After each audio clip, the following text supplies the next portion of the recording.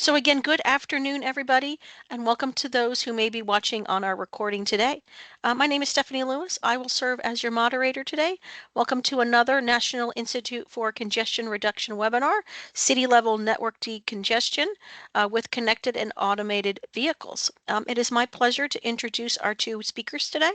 Our first speaker will be Dr. Xiaoping Li. He is currently a professor in the Department of Civil and Environmental Engineering and an affiliate in the Department of Electrical and Computer Engineering uh, at the University of Wisconsin-Madison. Prior to him joining UW-Madison, he did serve as the director of NICER. And then he will be supported by Yang Li. She is a PhD candidate in the Civil and Environmental Engineering Department at the University of Wisconsin-Madison. So with that, it is my pleasure to hand the presentation over to Dr. Li. So Dr. Li, take it away. Sure. Thank you, Stephanie, and it's good morning and afternoon depending on your time zone. And it's my great pleasure to have a homecoming to this great Qatar USF and NICER community, and I'm very pleased to see familiar names here like Stephanie and Philip, and hope and also I'm excited to get to know new people on this group. So today we're going to talk about the project outcome that was sponsored by NICER, and it's to look into city level network decongestion with connected and automated vehicles. So I'll be presenting the introduction and overall problem statement, and my colleague Jian, she's going to present the remaining technical detail, and we're going to come back for questions and answers. So first, let's talk about the congestion in NICER, which is the third letter in National Institute for Congestion Reduction. So if we actually look into the overall statistics, we're going to see that there is lots of cost that has been incurred due to the congestion. If you see the typical U.S. driver lost about 43 hours to traffic congestion, equivalent to a full work week every year, and which resulted in like $771 worth of time lost and 470 fuel lost. Across the country, every year above $70 billion was lost to traffic congestion. And if you look at the distributions of these most congested cities, you can see like cities like New York City and Chicago have about over 100 hours of delay and time wasted in traffic congestion of a year. Since 2023, the top 5 cities that increase the congestion, you can see actually that includes Tampa, that has increased the congestion by 6%, and we all know that Florida is a state that has a very prosperous growing population, so it's definitely a relevant issue to look into. Now, how do we leverage the CAV as a lever to reduce congestion?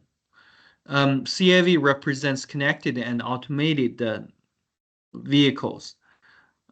Right, so here is an illustration about what CAV can do on the right. But before I play it, I want to say CAV has 2 dimensions. Like it has communications dimension, and it also has automation dimension. So with these 2 dimensions, you can actually have first to control vehicles' trajectories exactly to have them drive smoothly or whatever pattern you have. Number 2, they can collaborate and try to optimize the overall system performance. For example, this video, although a little bit exaggerated, actually gives you a flavor about the future, how much room you could have to optimize the traffic if vehicles can be exactly controlled. I mean, it's just computer graphics, and I wouldn't dare to walk if I'm a pedestrian. But if you look into the vehicle organizations, if vehicles are perfectly controlled, you may be able to get something close to this scenario. So with this kind of control, you know, we will be able to solve this typical problem as this animation plays. This is actually intersections with vehicles going to signal. And you see, in typical traffic, vehicles needs to have stop until the red light turns green light and then leave. It's going to create these in this is a time space diagram to plot the vehicle trajectories over the x-axis time, vertical axis space. And you can see that here actually you have lots of deep color uh, like waves of the graph that corresponds to traffic shock waves. That's actually stop and go waves that are created due to this alternating green and red light patterns. And also due to this, there is a loss of startup loss and slowdown of the traffic. So you're going to have the current traffic at signalized intersections has significant delay and also has um,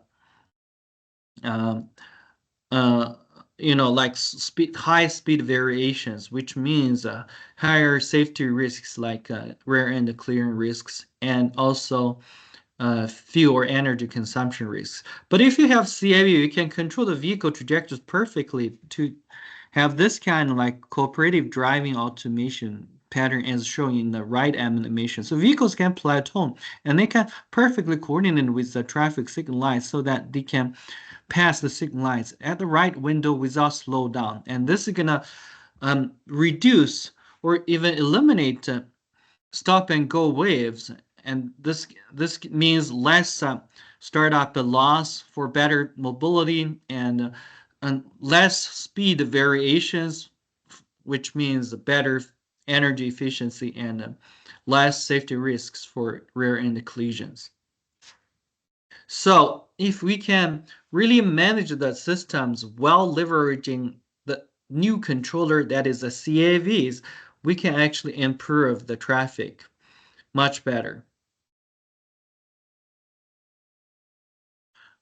And that is not just a like simulation. We can actually reproduce this kind of um, control pattern in field physics experiment. This is a closed track test bed, and we have like let's say you can see weekly 6 vehicles here. Here's a black vehicle, which is probably the CAV, and the other vehicles are human-driven vehicles. They're approaching to an intersection. So these human-driven vehicles will reproduce what the animation I showed on the left from the previous slide. They're going to hit the red light and make a full stop. Whereas this CIV, the black vehicle, perhaps, will control its trajectory and oh, I'm sorry. The CIV is probably this second vehicle in this animation.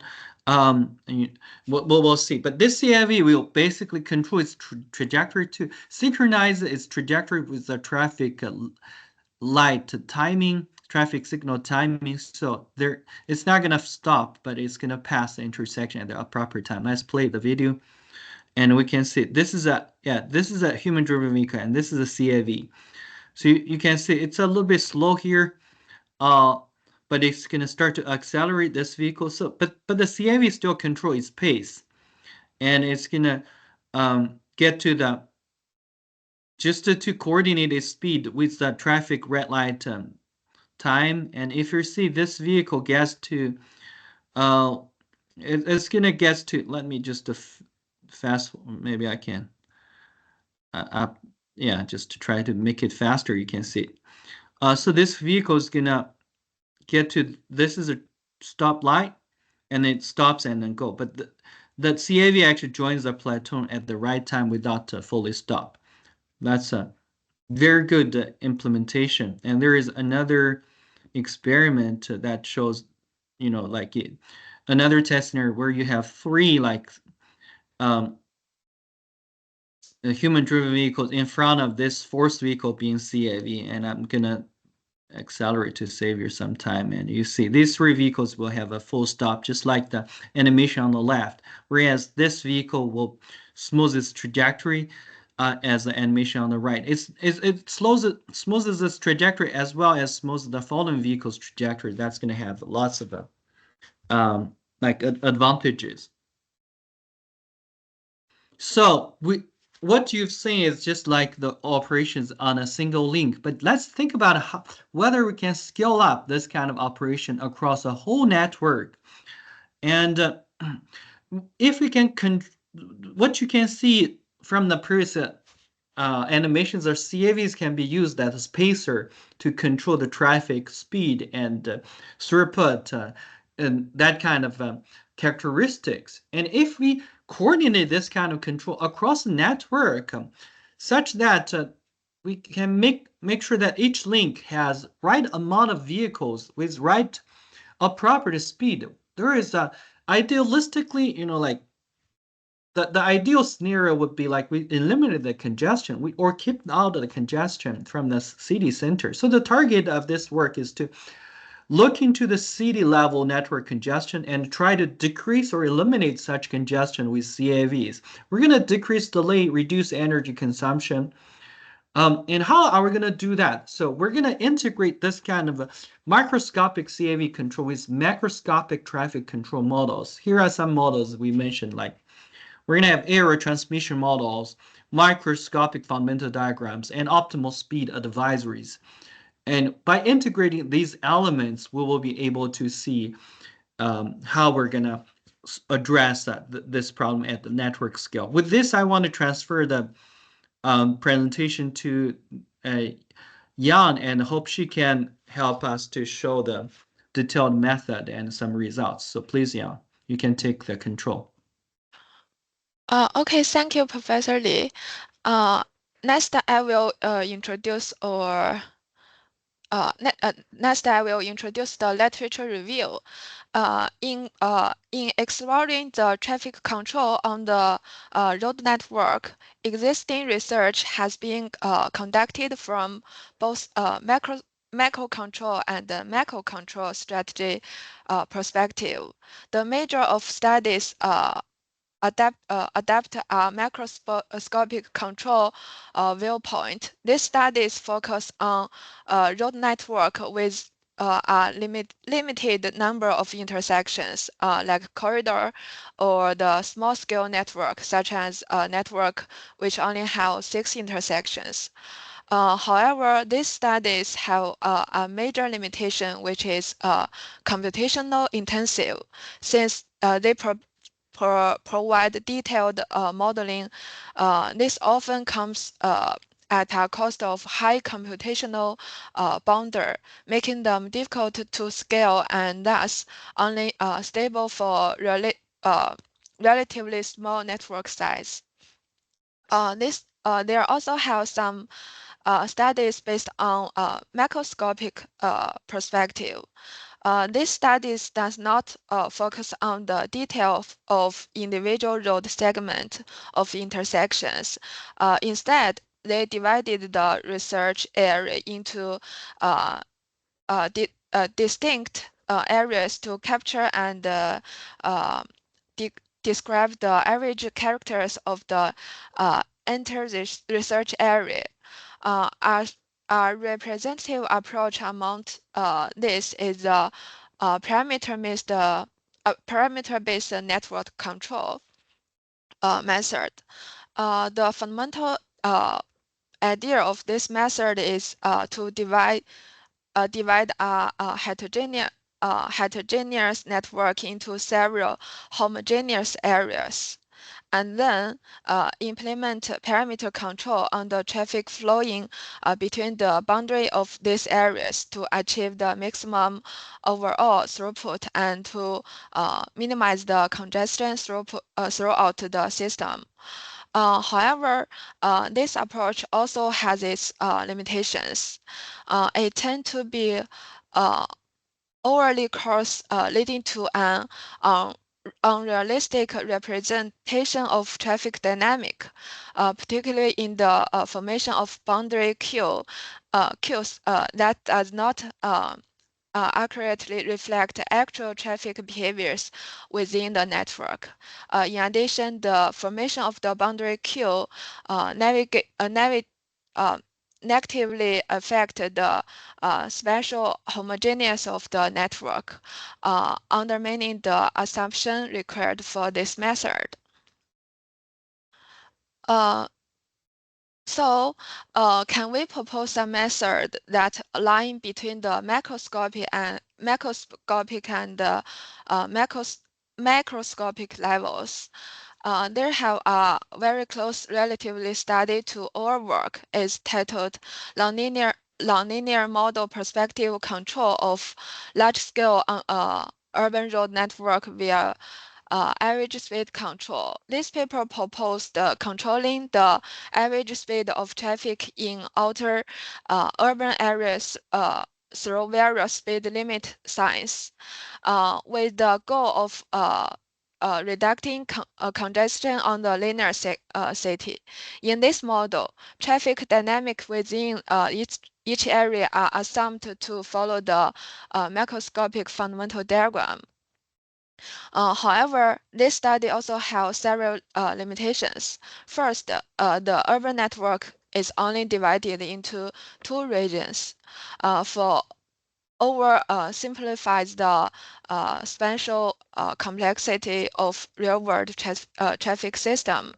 Secondly, it adopts a accumulation-based MFD model, which may lead to low modeling efficiency. Third, the model assumes homogeneous traffic within each region.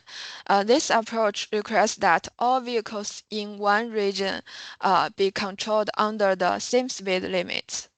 Most importantly, the proposed approaches face particularly implementation challenges.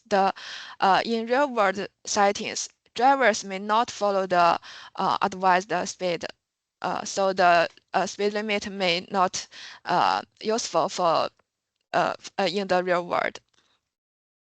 In addition, this study failed to consider internal traffic change, such as vehicles entering the network from on-street and off-street parking areas and traffic with its areas and destination, which can significantly impact area level traffic dynamic and congestion levels.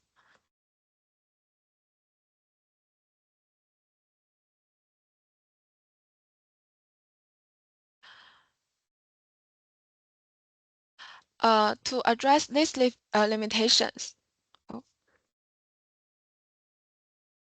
to address these limitations,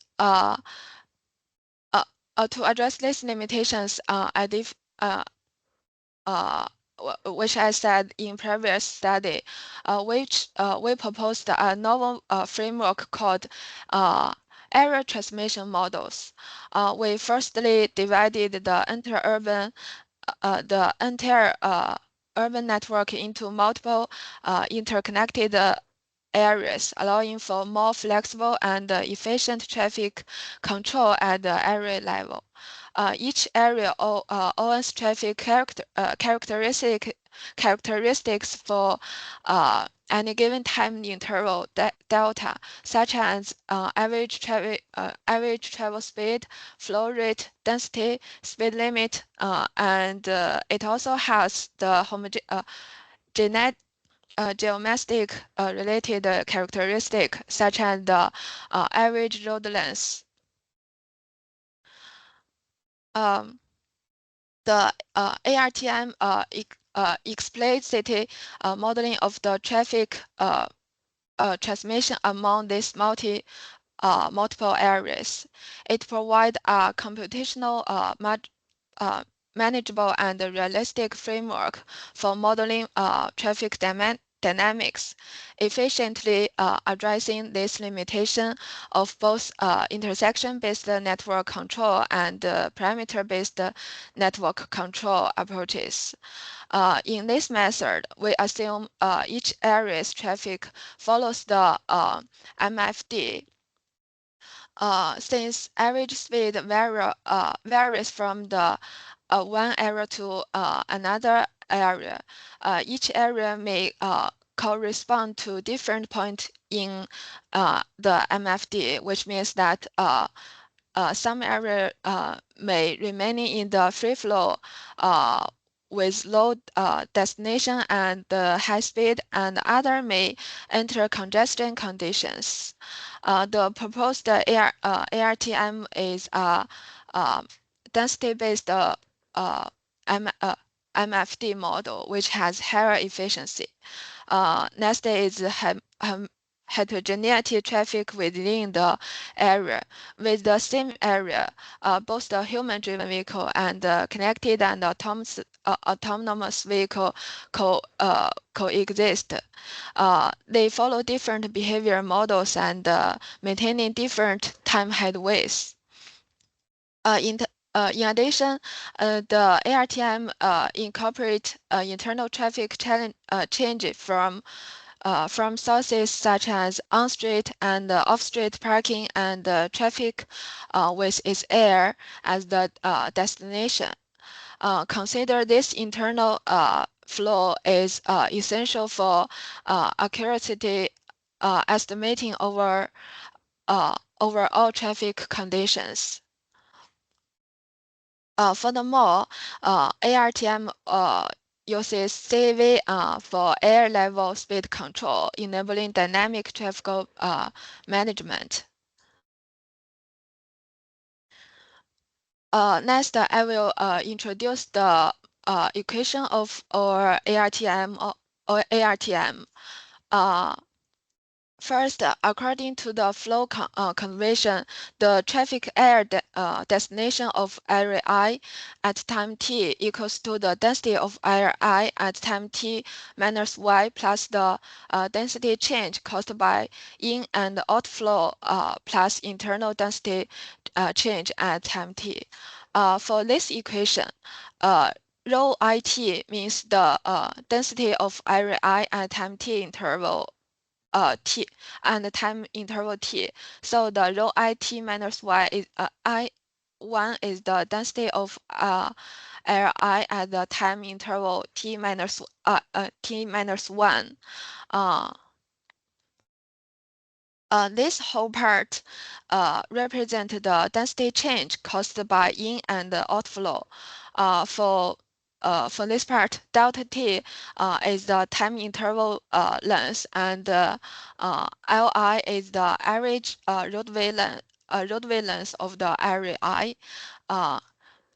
QIT is the inflow rate of area I at time t, and this part is the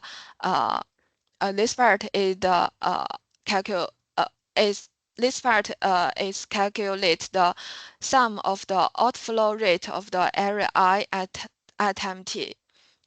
And UI prime t is the number of vehicle flow from the area I to area I prime at time t.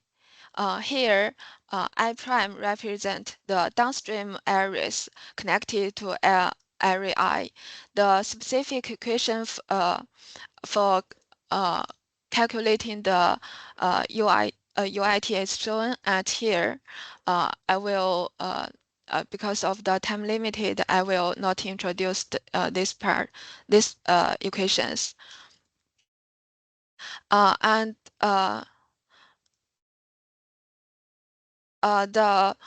rho it subscript capital I is the density change caused by internal traffic, which equals the density difference between traffic generated within area I at time interval t from vehicle entering the network from on-street and off-street parking areas and traffic that has area I as its destinations. The next equation is the flow rate. The flow rate of the area I at time t equals to the minimum of maximum flow rate that can be supplied by upstream airs of area I and the maximum flow rate that can be received by area I. This part is the maximum flow rate that can be supplied by upstream area of area I, and the Si prime t is the flow can be supplied by area I at time t. The minimum of the minimum speed the minimum speed of the speed in area I and the speed limit of this area multiplied by sum of the density of time t minus 1 and the internal density change represents the flow generated by area I. And QMI prime represents the minimum flow of the area I that occurs and critical density. QIT, yeah. So this speed is the speed we can control in our model.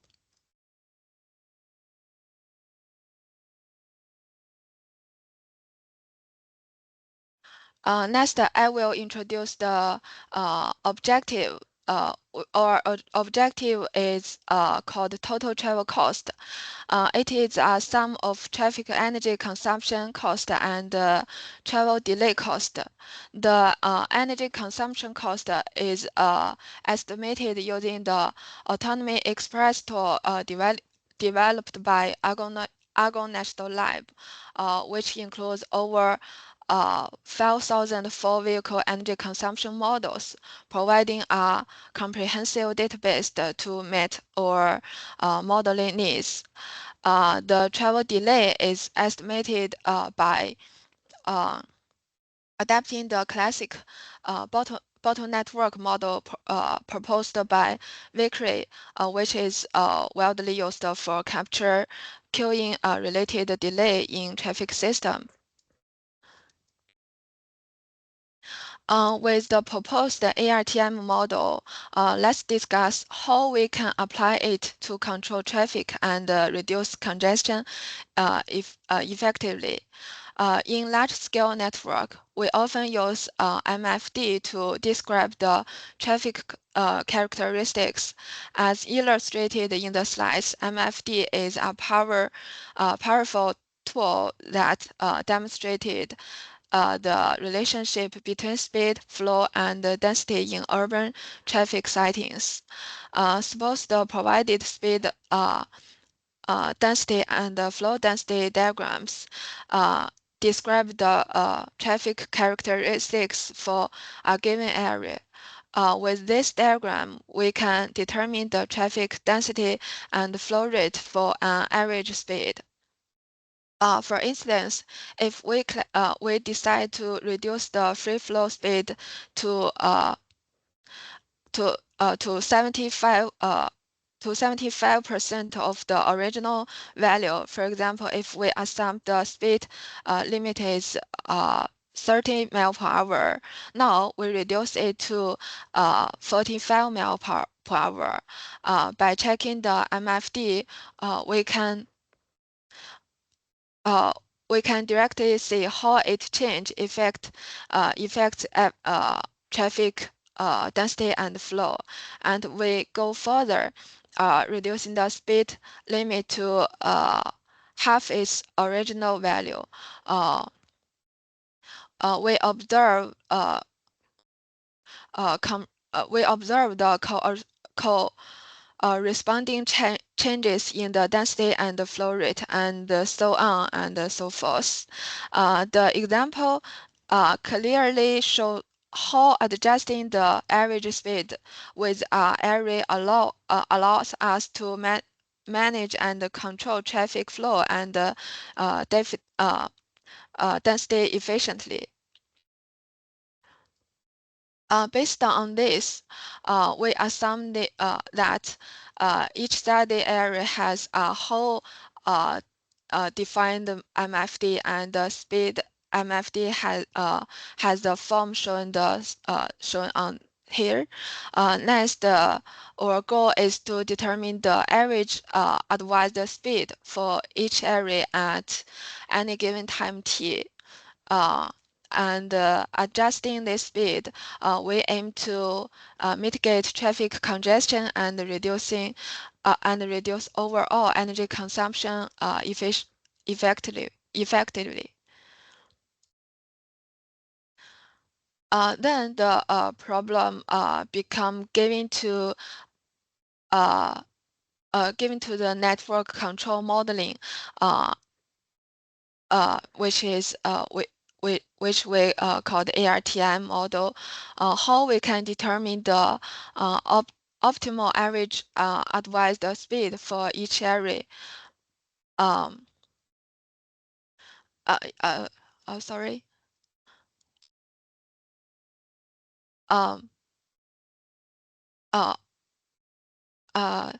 How we can determine the optimal average advised speed for each area at every time step for the delay and energy consumption minimization. We formulate this problem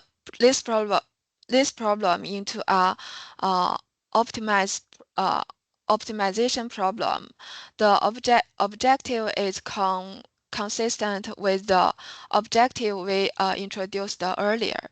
The decision variables is the average speed in each areas, and constants are the flow conservation, the capacity, and so on we introduced earlier. If you take a close look,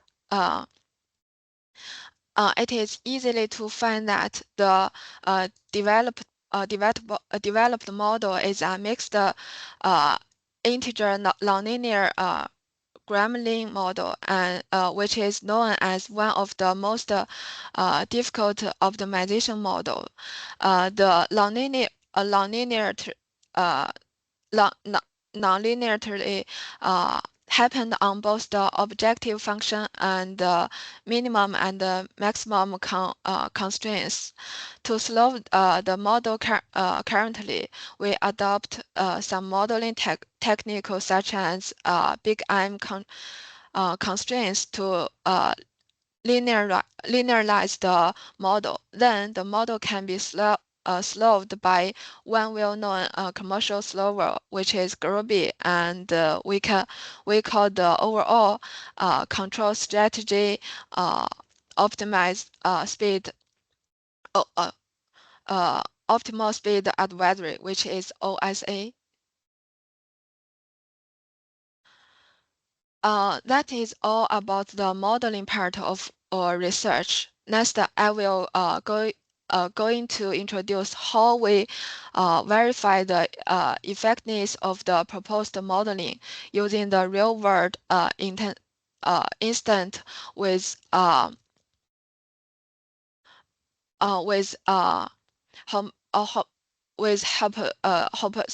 hypothetic traffic demand. For the real-world urban network, we selected the city of Madison, the home base of UW-Madison and the research instance.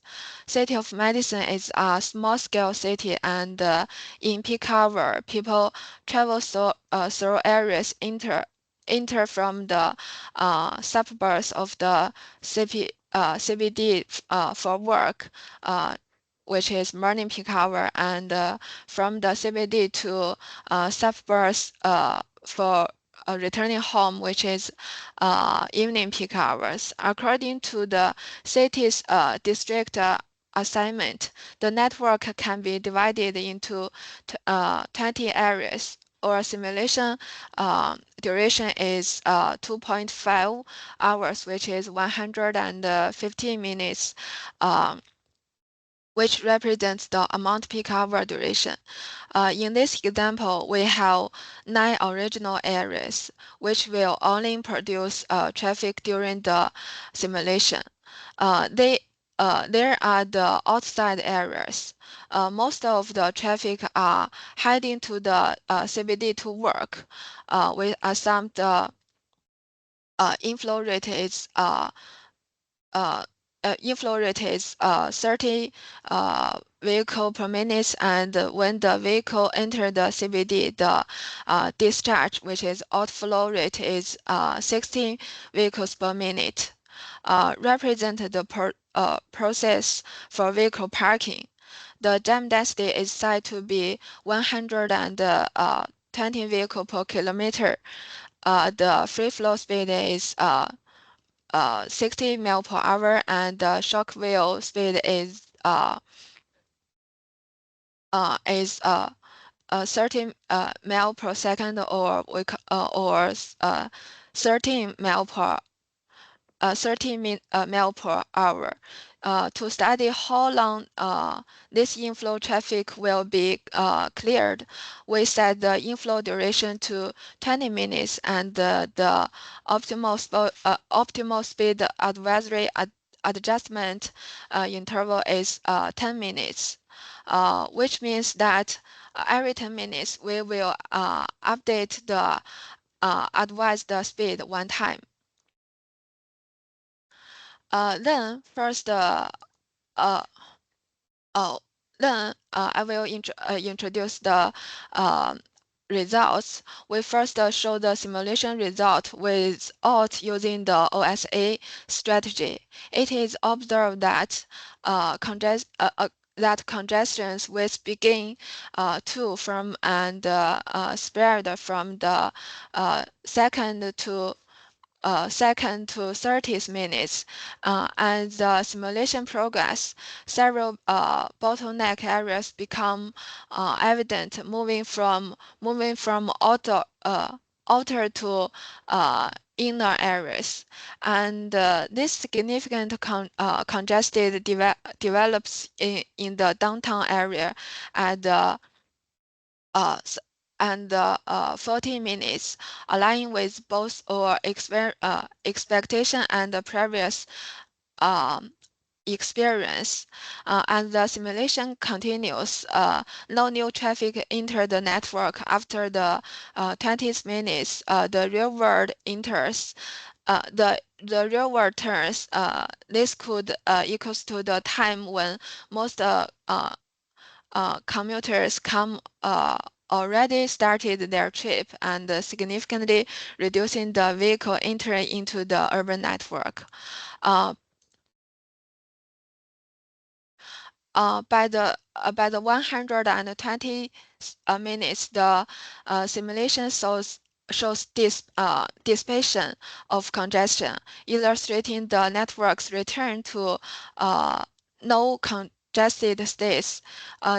This outcomes is direct consequence of the strategy pools in new traffic enters, allowing the system to clear out the existing congestion without the pressure of new vehicle adding to the burden.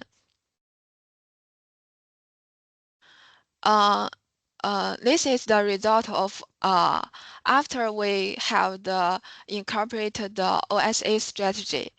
We can find that the most congestion scenarios images that around 20 minutes. However, following this peak, congestion began to steadily dissipate, leading to significantly reduced traffic density. By the 60 minutes, the network had transitioned to a state of minimum congestions. It is a stark contrast to the to the situation without the control strategy, where congestion persisted until the 120 minutes. With the OSA-based control strategy implemented, all traffic efficiently reduced its destination within just 60 minutes, efficiently having the time required in the initial experiment. Then we conduct a quantitative comparison to evaluate the effectiveness of the proposed OSA strategy against the benchmark scenario. Without OSA. The results are displayed side by side. The left column presents outcomes without OSA, and the right columns shows the improvement with the implementation of OSA. Across all measures, the OSA strategy consistently outperforms benchmark setting. More specifically, implementing the OSA strategy reduced in 30% reduction in energy consumption and 24% decrease in travel delay, given that impacts on total energy consumption and travel delay aren't very straightforward. We have translated this survey into monetary values. This convention uses current fuel price and average income level to quantify travel cost. Without OSA, the travel cost total is $5,070 and $700 whereas with OSA it drops to 4,200, which are achieving saving of around 1,050 and $500. Additionally, the OSA strategies significant mitigate traffic congestions. For instance, in heavy congestion area like CBD, traffic is cleared in 60 minutes with OSA compared to 120 minutes without it. Moreover, significant congestion is notable absent under the OSA strategy, with average congestion level substantial lower than the benchmark scenario. In conclusion, our analysis confirmed that integrating ARTM with the OSA strategy markedly reduced both travel delay and energy consumption, demonstrating its effectiveness, the enhanced traffic management.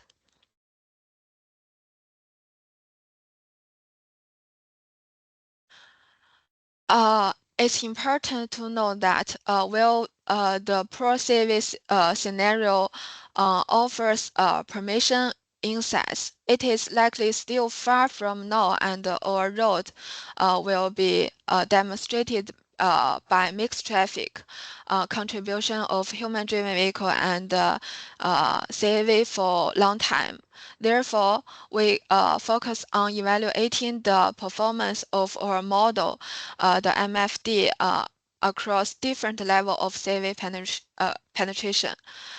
In mixed traffic scenario, we consider 4 possible interactions.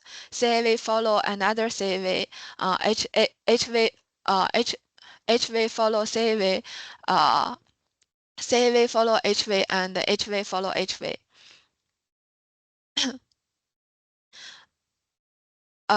Moreover, when CAV follow another CAV, CAV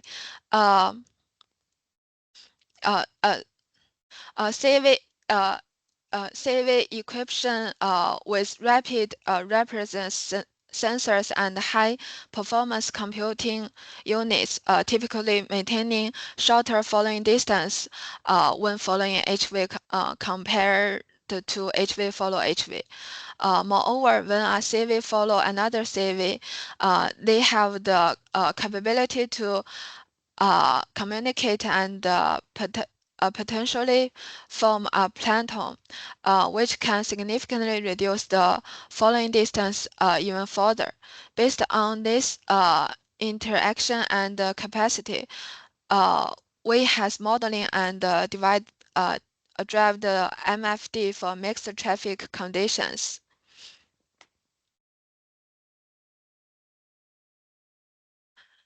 This slide shows the MFD with different CV penetration rate.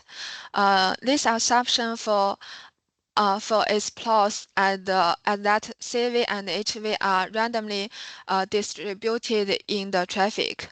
So the chance of seeing a vehicle as a CV is only about the percentage of CV in the traffic. Also, the stopping distance for CV and HV is the same. This makes the jam density can be converged to same point. With this, on the paragraph, each color represents different penetration rate of CV. The blue line is for less than 10% CV penetration rate. Purple is for 20, red for 30, yellow for 16, green for 18%, and black indicate the poor CV traffic. As you can observe, increasing the percentage of CV enhance the flow or capacity of the road. This improvement is largely attributed to HV maintaining shorter following distance compared to HV. When the traffic is compared entirely of CV, the capacity of road can increase to about 5,000 vehicles per hour, which is about 2.5 times higher than that capacity under human-driven conditions. The significant increase in roadway capacity demonstrates that CV can allow more vehicles to use the existing infrastructure efficiently, thus substantial mitigating congestion issues on our road. In summary, I will introduce the main contribution of this work. First, we proposed a novel air transmission model based on MFD, described time and described space framework capable of calculating traffic flow in each area based on both current and historical area states. This model is particularly suited for modeling traffic flow in network prone to congestion. Second, the developed optimized speed advisory control strategy, which using the constraints of the ARTM to fine-tune CV speed to minimize the total travel cost across the network. Finally, the city of Madison is employed as practice practical use case to demonstrate the capability and efficiency of the proposed method. The next step of our work is we will test the effectiveness of proposed method with real-world traffic data and real-time control. This is our team members. Thank you for all their contribution for this work. That's all our sharing today. Any questions? Great. Thank you so much, Yang and Shaw, for the great information on the research. We do have a couple of questions that were submitted during the registration process. The first question says, how does your model account for the differences between CAVs and human-driven vehicles? Yeah, I can answer this question. In our model, consider heterogeneity traffic within each areas by distinguishing between CAV and human vehicle. Each vehicle type following its own car following models, and they have different time headway. This allows us to more accelerated simulation traffic behavior under mixed traffic conditions, and also to explore how CAV can be used to control average speed with each area. Yeah. Great, thank you. It says this next question comes in and says, what makes your approach more implementable in a practice compared to your previous methods? That's a good question. Key advantage is that our approach allows for area level speed control instead of setting a uniform speed limit across the network. It provides more flexible and better reflects real-world conditions. Also, we use a nonlinear model predictive control framework, which enables adaptive and controlling and control decision. Plus, we consider internal traffic generation, such as vehicle from parking areas, which may previous model which many previous model ignore, making our framework more realistic and applicable. Great, Yeah. thank you. And then it looks like we've got one final question. I did have put the evaluation on the screen. You can either scan that with the QR code and or click on the link on the screen. The feedback provided is very important to the nicer webcast series. This final question says, what motivated you to propose the area transmission model? That's a Yeah, good question. Yeah. Maybe I Yeah, can Professor. chime in a little bit. Yeah, sure. So we actually, yeah, was not the first person proposing this concept. Actually, there is already lots of existing study of, like try to control look into the macroscopic network perspective of transportation, try to allocate just enough number of vehicles. So what happens is if we look at the congestion, it's actually all loss kind of a scenario if you have too many vehicles stuck in the road. But and if everyone wants to get to the same area at the same time, everyone loses actually. So there's lots of existing studies to say, okay, if we can control the areas just to have an area have enough number of vehicles, it's going to much reduce everyone's delay. And it's going to help clear the traffic as soon as possible. And overall, everybody wins and have shorter travel time. So this work is inspired by that. But why is it difficult to implement? It's because we don't have, first of all, our control models and implemented like infrastructure does not have a network perspective. They may have corridor coordination and all these things, but they don't look into areas to try to coordinate all the traffic signals. Um, and and also another issue is actually, that you don't have many controllers you can play with. Maybe traffic signals would be one.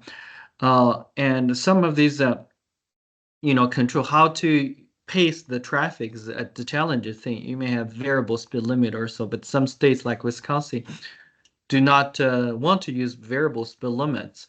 That motivated us to think about another dimension, that is using vehicles as a controller, right? It's just like CAVs and AVs, they can sort of like in principle talk to the infrastructure coordinator and try to allocate the speed and just to